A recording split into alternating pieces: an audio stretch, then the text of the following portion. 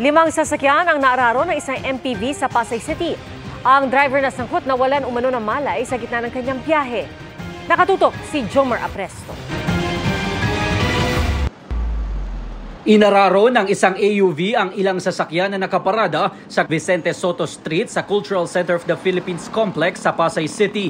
Ayon sa Pasay Traffic Bureau, naganap ang aksidente pasado alas 10 ng gabi nitong Biyernes. Papunta ng Ross Boulevard ang babaeng driver nang bigla siyang mawala ng malay. May sakit umano kasi siyang diabetes. Nadamay sa aksidente ang nasa 5 sasakyan na nakaparada lang sa lugar. Isa dito, tumalsik pa ng ilang metro.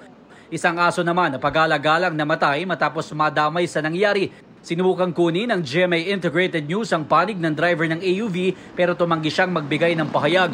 Posibleng maharap sa reklamong reckless driving resulting to multiple damage to property ang driver. Patuloy pa ang investigasyon. Para sa GMA Integrated News, Jomer Apresto, nakatutok 24 oras.